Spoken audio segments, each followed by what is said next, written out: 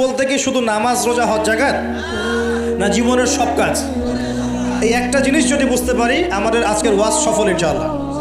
আমরা আমাদের জীবনের প্রতিটা কাজ আমাদের প্রিয় নবী মুহাম্মদ রাসূলুল্লাহ সাল্লাল্লাহু আলাইহি ওয়াসাল্লামের তরিকা মতো করবো ইনশাআল্লাহ। রাজি আছেন ইনশাআল্লাহ? তাহলে এখন বলেন, 5 ওয়াক্ত নামাজ নবীর তরিকায় পড়া যাবে তো ইনশাআল্লাহ? নবীর তরিকায় নামাজ মানে ধীর স্থিরভাবে নামাজ। আমি এই তর্কে যাব না হাত বাঁধবেন কোথায়, ঠিক আছে? ওই তর্ক সবাই করে না, ওই তর্ক সবাই করে না। এই মাসআলাগুলোকে নিয়ে যারা মুফতি আছেন তারা কথা বলেন, আমি মুফতি নই, অতএব এই মাসআলাগুলোকে নিয়ে আমি আপনাদের সাথে কোনো কথা বলছি না। আমি বলছি আপনাদেরকে নামাজ প্রতিষ্ঠা করা, কায়েম করার মানে হচ্ছে নামাজটা হতে হবে নবীর মতো খুশু খুজুতে। খুশু খুজু কী জিনিস? নামাজটা ধীর স্থিরভাবে হবে। নামাজে কি পড়ছি সেটা বোঝার চেষ্টা করতে হবে। নামাজে কি বলছি আল্লাহর সাথে সেটা বোঝার চেষ্টা করতে হবে। নামাজে রুকুর অর্থ কি, তাসবিহ কি, সেজদায় আমি কি পড়ি, 2 সেজদার মাঝখানের দোয়ার অর্থ কি, তাশাহুদ দরুদ দোয়া মাসুরের অর্থ কি, নামাজের সেজদায় আমি বেশি বেশি দোয়া করতে পারছি কিনা, নামাজ পড়েও আমি গোনা থেকে বেঁচে থাকতে পারছি কিনা, এই বিষয়গুলো বেশি ইম্পর্টেন্ট। আমি কি বোঝাতে পারছি? নামাজ ধীর স্থিরভাবে রিল্যাক্সে, তাড়াহুড়ো নাই, বুঝে বুঝে পড়ার চেষ্টা করবেন। আল্লাহ পাক তৌফিক দান করুন। যারা নামাজ ধরি ছেড়ে দেই তাদের জন্য একটা হাদিস। নবী সাল্লাল্লাহু আলাইহি ওয়াসাল্লাম বলেছেন, মান তারাকা সালাতান মুতাআম্মিদান ফাকাদ কাফার। মনে রাখবেন, নবীজি বলেছেন কেউ যদি তার উপরে অর্পিত ফরজ নামাজ ছেড়ে দেয়, নামাজ ওরাকে জরুরি মনে করে না, ফাকাদ কাফারা, সে ব্যক্তি কুফরি করলো। বল নাউজুবিল্লাহ। নামাজ কি ছাড়বো ভাই ইনশাআল্লাহ? আল্লাহ পাক আমাদের সবাইকে 5 ওয়াক্ত নামাজি বানিয়ে দেন, বলি আমিন। এবং রমজান মাস আসার আগেই নামাজের স্পিড আবার ধরতে হবে, পারবো তো ইনশাআল্লাহ? আল্লাহ আমাদের সবাইকে কবুল করুন, বলি আমিন। এবং রমজান মাসের সুস্থতার সাথে রোজা রাখার তৌফিক দান করুন। রমজানের শব্দটা যখন এসেই গেল তো আর দুটা কথা বলি। রমজান মাসের সবচেয়ে বড় বৈশিষ্ট্য হচ্ছে এই মাসে আল্লাহ পাক কোরআন নাজিল করেছেন। কি করেছেন? এখন সারা বিশ্ব জুড়ে একটা ইস্যু চলছে না, কোরআন ইস্যু, কোরআন পড়িয়ে দেয় ইস্যু, মনে আছে? যে কোরআন পড়িয়ে দিয়েছে, আমার দৃষ্টিতে তার চেয়ে বড় অধম সেই ব্যক্তি যে মুসলিম পরিবারে জন্মগ্রহণ করেও কোরআন তেলাওয়াত করা শেখে না। হয়তো আমার কথা বুঝতে পারছেন। কোরআন একজন পড়িয়ে দিয়েছে, যদি আমার ক্ষমতা থাকতো ওর গর্দান নামাই দিতাম, কিন্তু তার চেয়েও বড় অপরাধী আমার কাছে আছে, আমাদের চোখে আছে। কে? যে মুসলিম পরিবারে 20-30-40 বছর থেকে আছে, মুসলিম সমাজে, মুসলিম পরিবারে নামাজে যায়, ইমামদেরকে চেনে, আলেমদের সাথে সম্পর্ক আছে, এরপরেও সে কোরআন তেলাওয়াত করতে পারে না। এ বড় অপরাধী আমার কাছে। কে বড় অপরাধী? এটা লজ্জার না? একটা মুসলিম পরিবারের থেকে আমি কোরআন তেলাওয়াত করতে জানবো না, লজ্জার না? নাকি আপনারা সেই সব শায়েখ হতে যাচ্ছেন এই কোরআন তেলাওয়াতও করতে জানে না, বাহাসের জন্য ডাকে মানুষকে? দেখেন নাই এরকম আছে না? মনে হয় যেভাবে ইসলাম পালন করা যাবে। ইসলামের জ্ঞান অর্জনের প্রথম ধাপটাই হচ্ছে বিশুদ্ধ করে কোরআন তেলাওয়াত করা শিখ। প্রথম ধাপ কি? আগে বিশুদ্ধ করে কোরআন তেলাওয়াত করা শিখতে হবে। এরপরে আসবে কোরআন হিফসের ব্যাপার, আরবি ব্যাকরণ শেখার ব্যাপার, কোরআনের তাফসীর করার ব্যাপার, হাদিসের ইবারত পড়ার যোগ্যতা অর্জন করা, আস্তে আস্তে আকীদা পড়বে, উসুলের বই পড়বে, ফিকহের বই পড়বে, তারপর এই যে আপনার কুতুবে সিত্তা পড়ে শেষ করবে। তারপরে গিয়ে সে মাশাআল্লাহ একজন দাঈ, আলেম, মুফতি, এগুলো হচ্ছে আলহামদুলিল্লাহ। তো শুরুটা কোত্থেকে হচ্ছে? কোরআন বিশুদ্ধ করে তেলাওয়াত করা। এই শুরুটাই যদি আমাদের ঠিক না হয়, তাহলে কি কোরআন ঘরে রেখে খালি চুমু খেলে হবে? কোরআন কি খালি চুমু খাওয়ার জন্যে? কোরআন থেকে তাবিজ লেখার জন্যে? কোরআন বাবা মারা গেলে কোরআন তেলাওয়াত করবো এই জন্যে? 40-60 দিন কোরআন তেলাওয়াত করবো এই জন্যে? কেউ মারা গেল, ব্যাস আমরা কোরআন দিয়ে একটা মাহফিল করে দিলাম, ব্যাস সব হয়ে গেল? আস্তাগফিরুল্লাহ। আল্লাহ পাক আমাদের সবাইকে যেন কোরআন তেলাওয়াত শেখার তৌফিক দান করেন। একটা চ্যালেঞ্জ গ্রহণ করেন যে আমি নিজে কোরআন তেলাওয়াত করা শিখবো, আরো 10 জনকে শিখাবো ইনশাআল্লাহ। পারা যাবে না? যদি এই একজন প্রত্যেকে যদি নিজে শিখি আর প্রত্যেকে যদি 10 জন করে শিখাতে পারি, শোনেন, প্রত্যেকে যদি নিজে শিখি এবং নিজ নিজ পরিবার বা নিজের আমার আন্ডারে যারা আছে, মনে করেন আপনি একজন একটা গার্মেন্টসের মালিক, আপনার আন্ডারে অনেক মানুষ চাকরি করে না? নিজে নামাজ পড়লেন, নিজে কোরআন তেলাওয়াত করা শিখলেন, আপনি যদি তাদেরকে নৈশকালীন কোরআন শেখান, সবার নেকি আপনি পাচ্ছেন না? আপনার পরিবার আছে, পরিবারে আপনি নামাজ পড়েন, এখন আপনি কোরআন তেলাওয়াত করতে জানেন, এখন আপনার মা, বোন, স্ত্রী, সন্তানদেরকে আপনি শেখালেন, এই পুরো পরিবারটা কোরআনওয়ালা হলো না? একটা সমাজের দায়িত্বশীল আমি, হ্যাঁ, চেয়ারম্যান সাহেব মনে করেন বললেন যে আমি নামাজ পড়ি, আমি কোরআন তেলাওয়াত করতে জানি, আমি এলাকার সব মানুষকে কোরআন তেলাওয়াত করা শেখাবো ইনশাল্লাহ। পারা যাবে না? এভাবে যদি সবাই দায়িত্ব নেই, আমার বিশ্বাস 10 বছরের মধ্যে বাংলাদেশের 16 কোটি মানুষকে কোরআন শেখানো যাবে ইনশাল্লাহ। ওই দিন আর স্লোগান তুলতে হবে না যে আল কোরআনের আলো ঘরে ঘরে চাল, অটোমেটিকলি সবার ঘরে কোরআন জ্বলে যাবে ইনশাল্লাহ। জানবে না? এই কাজটা না করে খালি স্লোগান দিলে কাজ হবে? বলেন তো কাজ হবে? এই যে একটা আয়াতই বললাম, গায়রুল মাগদুবি আলাইহিম ওয়ালাদ-দাল্লিন, এখন তো বুঝলেন আয়াতের অর্থ কি? আল্লাহর রাসূল আমাদেরকে বলছেন তোমরা ইহুদিদের পথ অনুসরণ করো না, তোমরা নাসারাদের পথ অনুসরণ করো না। কিন্তু বাস্তবতা হচ্ছে আমার সব ক্ষেত্রেই ওদের আদর্শেই চলছে না? আপনার বিয়ের শাদী, বিয়ের আগের অনুষ্ঠান, গায়ে হলুদ, আপনার পরিবার, আপনি যে মিডিয়াগুলো দেখছেন সেই মিডিয়াগুলা, হ্যাঁ, আপনার পলিটিক্যাল সিস্টেম, সুদভিত্তিক অর্থনৈতিক সিস্টেম, তারপরে আপনার কি বলবো, দেহের পোশাক পরিচ্ছেদ, লেবাস, পোশাক, চেহারা, সুরত, সব কিছু ওদের মতো না? আমি তো দেখালাম, এমনকি বাথরুমের কমোড পর্যন্ত ওদের মতোই, তাই না? তো এখন এই একটা আয়াত বুঝলেই আপনি বুঝতে পারছেন যে আসলে সব উল্টা চলছে। এখন যদি পুরো কোরআনটা বুঝতে পারি, পুরো কোরআনের 6236টা আয়াতই বুঝতে পারি, তাহলে এই সমাজটা পরিবর্তন হতে সময় লাগবে? এই কারণেই তো কোরআন থেকে দূরে সরানোর জন্য এত পায়তারা চলছে। মানুষ চাচ্ছে, এক শ্রেণীর মানুষ চাচ্ছে বিশ্বের যে মুসলিমরা যেন কোরআন থেকে দূরে সরে যায়। কারণ তারা জানে যদি আমরা কোরআন থেকে দূরে সরে যাই আমাদেরকে শাসন করা সহজ হবে। ওই পশ্চিমারা আমাদেরকে শাসন সহজেই করতে পারবে। আর আমরা যদি কোরআনকে আঁকড়ে ধরি, ওদের বাপেরও ক্ষমতা নেই আমাদেরকে শাসন করে ইনশাআল্লাহ, বরং আমরা ওদেরকে শাসন করবো ইনশাআল্লাহ। আমরা করি নাই মনে করছেন? 1200 কত বছর? 1200 বছর করেছি। কত বছর? বিশ্বাস করছেন না?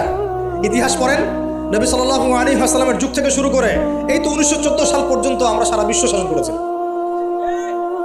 মনে হচ্ছে গাল গল্প? এখন বিগত 70, 80, 100 বছরে আপনার কাছে মনে হচ্ছে যে শক্তি তো সব ওদের হাতে চলে গেছে, আমাদের হাতে নাই। ইনশাআল্লাহ তাআলা আবার ফিরে আসবে ইনশাআল্লাহ। তবে ওই যে বললাম এমনি এমনি আসবে মান্না সালোয়ার মতো, নাকি আমাদের কিছু দায়িত্ব আছে ভাই? এই যে প্রথম এক ভাই বলেছিল না কি করতে হবে, এখন শোনেন কি করতে হবে। 1 নাম্বার, আমাদের সবাইকে তওবা করে ফিরে আসতে হবে। কি করতে হবে? সূরা নূর পড়ছিলাম আসার সময়, আল্লাহ পাক বলেছেন তুবু ইলাল্লাহি জামিআন আইয়ুহাল মুমিনুন লাআল্লাকুম তুফলিহুন। তোমরা সবাই একসাথে, হে মুমিনগণ, তোমরা সবাই একসাথে আল্লাহর কাছে তওবা করো যাতে তোমরা সফল হতে পারো। আগে কি করতে হবে? আল্লাহকে বলতে হবে আল্লাহ আমরা ব্যক্তিগতভাবে, পারিবারিকভাবে, সামাজিকভাবে, রাষ্ট্রীয়ভাবে যত পাপ করেছি আল্লাহ সব মাফ করে দাও। আল্লাহ আমরা তোমাকে ভালোবাসি, তোমার নবীকে ভালোবাসি, তোমার কালামকে ভালোবাসি, আমরা জান্নাতে যেতে চাই, দুনিয়াতেও সফল হতে চাই, আল্লাহ তুমি আমাদেরকে মাফ করে দাও। এবং আগামী পুরো জিন্দেগি আল্লাহ তুমি আমাদেরকে 5 ওয়াক্ত নামাজি বানায় দাও, কোরআনওয়ালা বানায় দাও, সুন্নতওয়ালা বানায় দাও, আপসে মিল মোহাব্বত বানায় দাও, আমাদেরকে তোমার পক্ষ থেকে বেহিসাব রিজিক দান করো এবং এমনভাবে চলার তৌফিক দাও যাতে আমরা আবার বিশ্বের সেই শাসন ফিরে পাই। দোয়া করা যাবে না? 1 নাম্বার কাজ তওবা করে ফিরে আসা। 2 নাম্বার হচ্ছে বেশি বেশি জ্ঞান অর্জন করা। কি করা? জ্ঞান অর্জন ছাড়া কোনো লাভ নাই। একদিন মাহফিল শুনতে আসছেন, যদি মনে করেন যে বাস কাজ হয়ে গেছে, আসলে কিছুই হয় নাই, মন খারাপ করেন, আসলে কিছু হয়নি। এখন এখান থেকে আপনাকে ইন্সপিরেশন নিয়ে আগামী দিনে চলতে হবে। জ্ঞান অর্জন করতে হলে কি করবেন? খালি একটা ভিডিও দেখবেন, একটা খালি বিচ্ছিন্ন বই পড়বেন। এখনকার যুব সমাজের অন্যতম প্রবলেম হচ্ছে, যারা প্র্যাকটিসিং মুসলিম তাদের কথা বলছি, যে এদের পড়াশোনার কোনো কনস্ট্রাকটিভ সিলেবাস নাই, এরা বিক্ষিপ্তভাবে জ্ঞান অর্জন করে।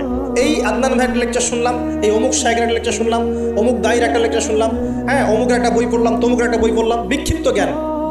এই বিক্ষিপ্ত জ্ঞান আপনার মাথাটাকে এলোমেলো করে দিবে। আর অনলাইনে ঢুকলে দেখবেন এ ওর বিরুদ্ধে কথা বলছে, এ ওর বিরুদ্ধে, এ ওর পিছনে লেগে আছে, এর পিছনে লেগে আছে। এখানে ভালো যতটুকু পাবেন খারাপের চেয়ে বেশি পাবেন। এখানে এভাবে জ্ঞান অর্জন করা যাবে। কিভাবে? যেভাবে আমরা চেষ্টা করছি। হয়তো ওয়াজ মাহফিলে এসে আমরা যতটুকু জানি এর 30, 40, 50% কথাও কিন্তু বলতে পারি না।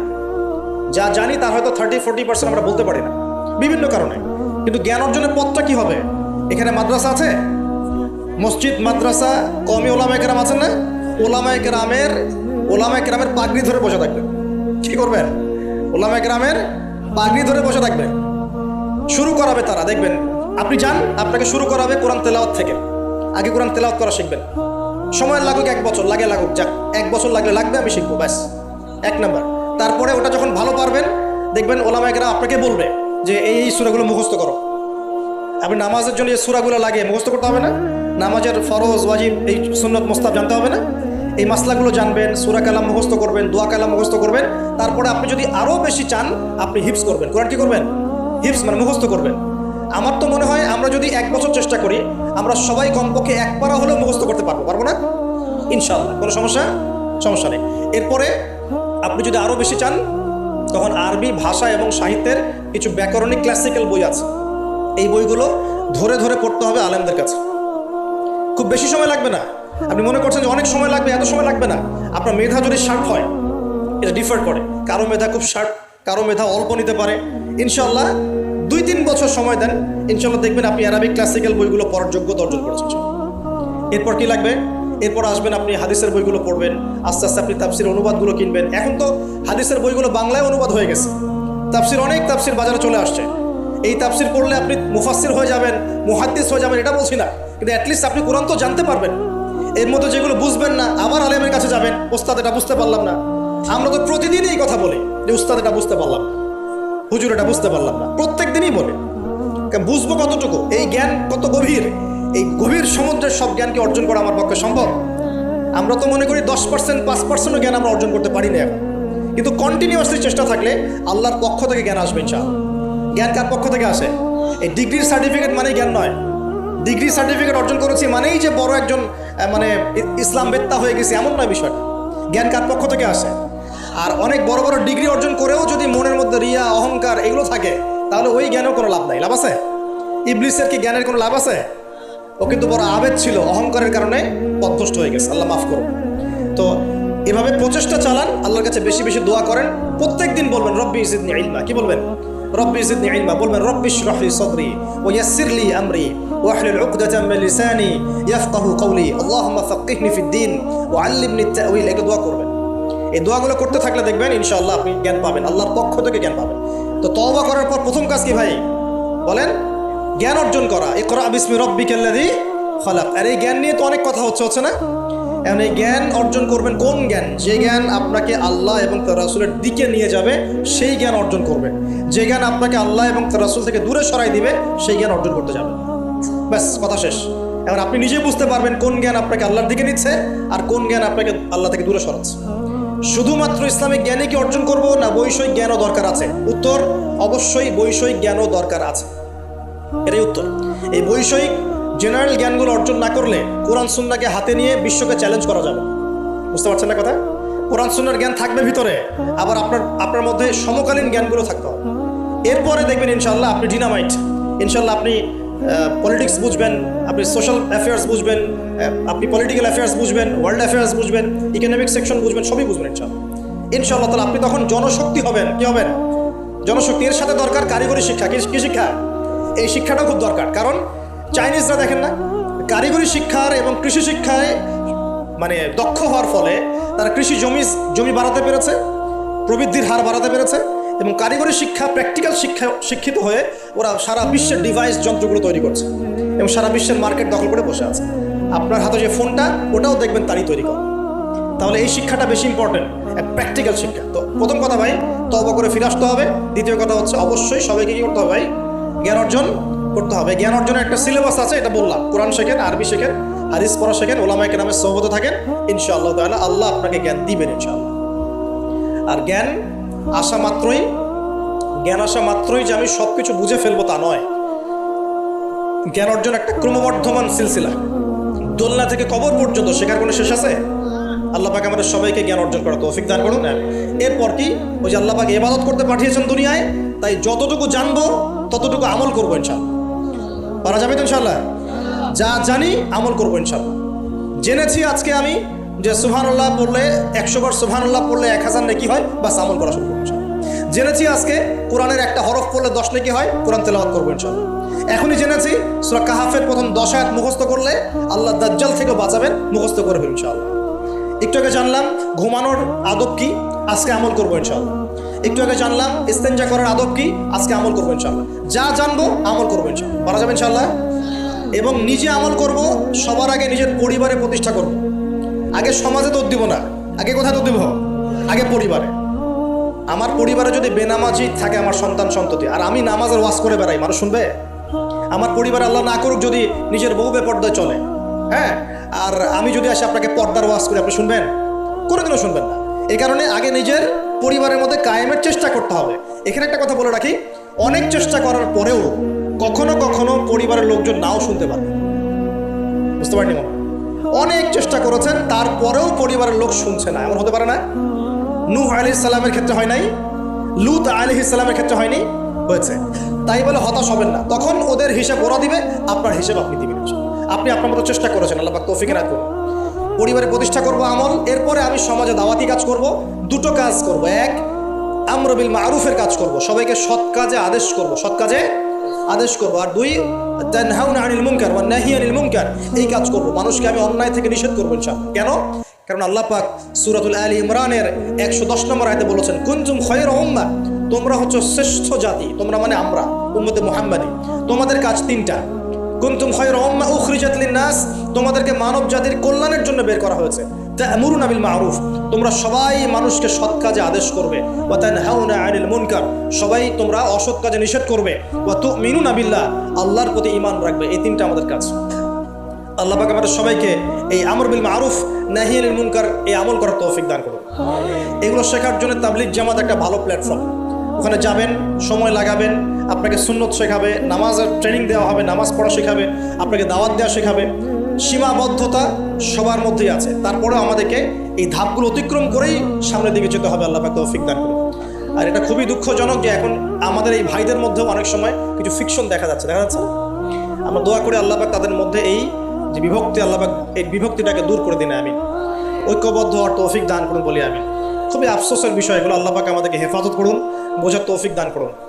ওয়া'তাসিমু বিহাবলিল্লাহি জামিআন ওয়া লা তাফাররাকু, আল্লাহ বলছেন তোমরা সবাই আল্লাহর রজ্জু একসাথে ধরো, ঐক্যবদ্ধভাবে, দলে দলে বিভক্ত হয়েও না।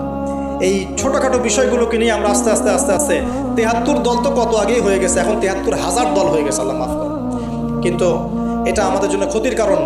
এগুলোকে আর উস্কে দিবেন না, বরং তাদের মধ্যে মিউচুয়াল করার চেষ্টা করতে হবে। আল্লাহ পাক তৌফিক এনায়েত করুন। তো প্রিয় ভাইরা, আমরা আমর বিল মারুফ নাহি আনিল মুনকারের কাজ করব এবং পাশাপাশি পারিবারিক আদর্শ ঠিক করব, আর অবশ্যই হালাল খাওয়ার চেষ্টা করবো ইনশাআল্লাহ।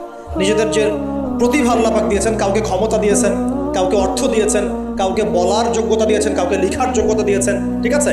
যাকে আল্লাহ পাক যা দিয়েছেন আল্লাহর পক্ষ থেকে, এটাকে দিনের কল্যাণে কাজে লাগানোর চেষ্টা করবো ইনশাআল্লাহ তাআলা। দেখবেন ইনশাআল্লাহ আবার সেই সোনালী দিন ফিরে আসবে ইনশাআল্লাহ, যেদিন আমরা নিজেরাও আমল করব, পরিবারও সুন্দর হবে, সমাজও সুন্দর হবে, ইসলাম এই জমিনেও বিজয় হবে ইনশাআল্লাহ, আর আখিরাতে তো জান্নাতে যাবো ইনশাআল্লাহ। আল্লাহ পাক আমাদের সবাইকে এই দুনিয়াতে আসার উদ্দেশ্যটা মনে রাখার তৌফিক দান করুন।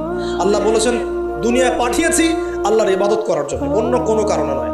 দুইটা কাজ করলে ইবাদত হবে, এক প্রতিটা কাজ আল্লাহ সন্তুষ্টির জন্য করব, দুই নবীর সুন্নাহ মতো করব। এর ফলে কি হবে? এর ফলে আমরা সেই গন্তব্য অর্জন করব যেটা সূরা আলী ইমরানের 185 নম্বর আয়াতে বলা আছে। কত নম্বর আয়াত? 185। এটাই শেষ আয়াত। আল্লাহ রাব্বুল আলামিন বলছেন, কুল্লু নাফসিন যায়িকাতুল মাউত। এই কারাগারের দুনিয়ার জীবন সংক্ষিপ্ত, এখানে সমস্ত সত্তা মৃত্যুর স্বাদ গ্রহণ করবে, ঠিক আছে? এবং কিয়ামতের মাঠে তোমাদের সবাইকে যার যার প্রতিদান দেওয়া হবে।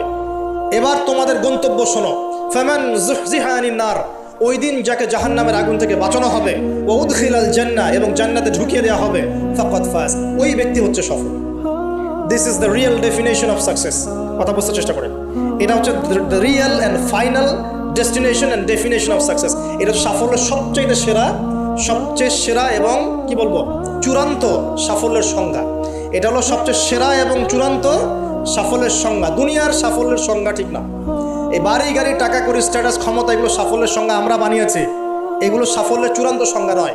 চূড়ান্ত সংজ্ঞা এই আয়াতে আছে, ফামান যুহজিহা আনিন নার, যাকে জাহান্নামের আগুন থেকে বাঁচিয়ে দেওয়া হবে, ওয়া উদখিলাল জান্নাহ, যাকে জান্নাতে ঢুকিয়ে দেওয়া হবে, ফাকাদ ফাজ, এই সফল হলো। কদ আফলাহাল মুমিনুন, এই যে মুমিনরা সফল হলো। কথা বুঝতে পারছেন? অতএব সাফল্যের সংজ্ঞা আমাদেরকে শেখানো হয়, এটা চূড়ান্ত সংজ্ঞা নয়, ওইটাই সাফল্যের চূড়ান্ত সংজ্ঞা। পৃথিবীতে আমার অনেক ক্ষমতা আছে, জান্নাত না লাভ করতে পারলে কোনো লাভ নেই।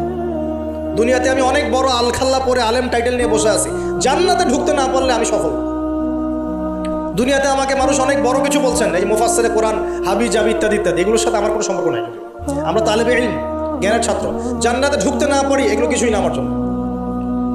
দুনিয়াতে আপনাকে অনেক বড় অর্থনীতিবিদ বলা হচ্ছে, বুদ্ধিজীবী, বিশাল কিছু, আপনি একদম ক্ষমতাধর, হ্যাঁ, বিশ্বনেতা, জান্নাতে ঢুকতে না পারলে আপনি ব্যর্থ। জান্নাতে ঢুকতে না পারলে আপনি খবর আছে, এই পুলসিরাত পার না হতে পারলেই সমস্যা আছে, শেষ, সব শেষ। ফেরাউনের কথা মনে করেন, কত বড় প্রতাপশালী, এক হুকুমে সারা বিশ্ব জয় করে ফেলে, শেষ। ও যাইতে পারবে না জান্নাতে, শেষ। আর এখানে একজন ভ্যান চালক বেচারা 5 ওয়াক্ত নামাজ পড়ে, রমজান মাসে রোজা রাখে, সাধ্যমতো দান সৎকা করে, হালাল খায়, মরে গেলে যদি জান্নাতে চলে যায় ও সফল ইনশাআল্লাহ। একজন মুদির দোকানদার, কৃষক, আমাদের এই মিসকিন ভাই, এক গরিব মানুষ, কৃষি কাজ করে খায়, ব্যবসা করে খায়, ঠিক আছে, মানুষ ভালো মন্দ মনে করে না, মানুষ মনে করে সমাজের কোনো স্ট্যাটাস নাই, দাম নাই, ওর কথা কেউ শোনে না, ও বিয়ের প্রস্তাব দিলে কেউ গ্রহণ করে না, মরে গেলে যদি জান্নাতে যায় ও সফল ইনশাআল্লাহ। আল্লাহ পাক আমাদের সবাইকে কথাগুলো বোঝার তৌফিক দান করুন। দুনিয়াতে এসেছি আল্লাহর ইবাদত করার জন্যে। এই দুনিয়ার জীবনটা চিরস্থায়ী নয়। এখানে রোল মডেলকে মুহাম্মদ রাসূলুল্লাহ সাল্লাল্লাহু আলাইহি ওয়াসাল্লাম। কি কনস্টিটিউশন ফলো করব? কোরআন এবং সুন্নাহ। কে রোল মডেল? আমাদের প্রিয় নবী। কিভাবে আমল করব? 2টা শর্ত মেনে, আল্লাহ সন্তুষ্টির জন্য, 2 রাসূলের তরিকা অনুযায়ী। কোন কাজ ইবাদত? জীবনের সব কাজে ইবাদত যদি রাসূলের তরিকা মতো হয়। এখন যদি এই শর্তগুলো পূরণ করতে পারি, তওবা করি, জ্ঞান অর্জন করি, হালাল খাই, পরিবার করি, দাওয়াতি কাজ শুরু করি এবং ইসলামকে আল্লাহর জমিনে প্রতিষ্ঠার চেষ্টা করি, ইনশাআল্লাহ তাআলা ইসলাম আমাদেরকে সহই, ইসলাম দুনিয়াতেও বিজয়ী হবে ইনশাআল্লাহ, আর আমরাও পরকালে জান্নাতে যাবো ইনশাআল্লাহ। আল্লাহ পাক আমাদের সবাইকে কথাগুলো বোঝার এবং আমল করার তৌফিক দান করুন। আল্লাহ পাক আমাদের সবাইকে তওবা করে দিনের পথে ফিরে আসার তৌফিক দান করুন। বেশি বেশি নেক আমল করার তৌফিক দান করুন। সবাইকে হালাল খাওয়ার তৌফিক দান করুন। দিনের জ্ঞান অর্জন করার তৌফিক দান করুন এবং সবাইকে দাওয়াতি কাজ করার তৌফিক দান করুন। ঐক্যবদ্ধভাবে দিনটা প্রতিষ্ঠা করার তৌফিক আল্লাহ পাক দান। আমিন।